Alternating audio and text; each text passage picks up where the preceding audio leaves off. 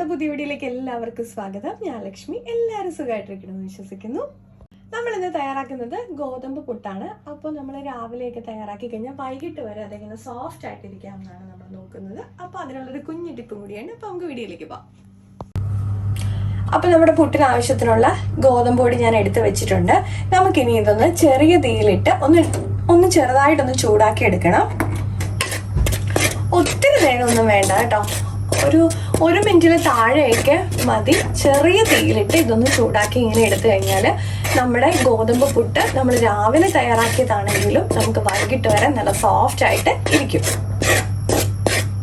ഇപ്പം ഞാനിതൊന്ന് dry roast ചെയ്ത് കൊടുത്തിട്ടുണ്ട്. നമുക്കിനി ഇതൊന്ന് ഓഫ് ചെയ്ത് കൊടുക്കാം. നമുക്ക് പുട്ടിന് ആവശ്യമുള്ള ഉപ്പൊന്ന് ചേർത്ത് കൊടുക്കാം. അല്ലെങ്കിൽ നമ്മൾ പുട്ട് നനയ്ക്കാൻ വേണ്ടി ഉപയോഗിക്കുന്ന വെള്ളത്തിലൊന്ന് കലക്കി തളിച്ചു കൊടുത്താലും മതി. ഇതിലേക്ക് നമുക്ക് ലേശം തേങ്ങയും കൂടി ഒന്ന് ചേർത്ത് കൊടുക്കണം.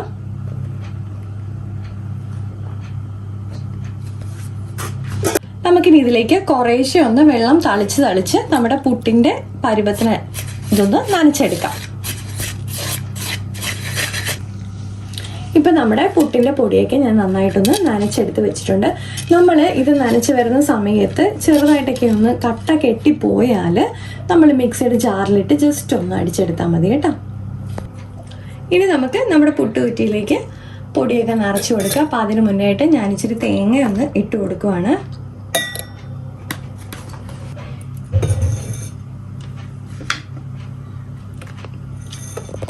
നമുക്കിനി നമ്മുടെ പുട്ടിന്റെ പൊടിയൊന്ന് നിറച്ചു കൊടുക്കാം.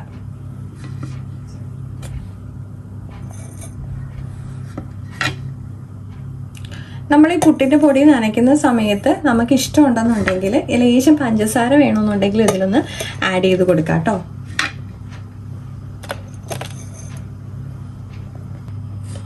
ഞാനിപ്പോൾ നമ്മുടെ പുട്ടിന്റെ പൊടി നനച്ചു കൊടുത്തിട്ടുണ്ട്. നമുക്കിതിന്റെ മുകളിലായിട്ട് കുറച്ച് തേങ്ങയും കൂടെ ഒന്ന് വെച്ചു കൊടുക്കാം.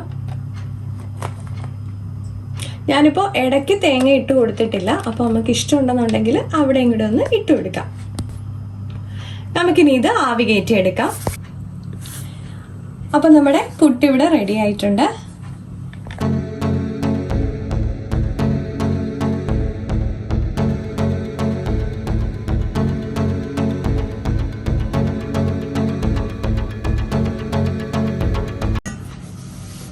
അപ്പം നമ്മുടെ ഹെൽത്തിയും സോഫ്റ്റും ആയിട്ടുള്ള ഗോതമ്പ് പുട്ട് ഇവിടെ തയ്യാറായിട്ടുണ്ട്. അപ്പോൾ എല്ലാവരും ഇതുപോലെ ഒന്ന് ട്രൈ ചെയ്ത് നോക്കണേ.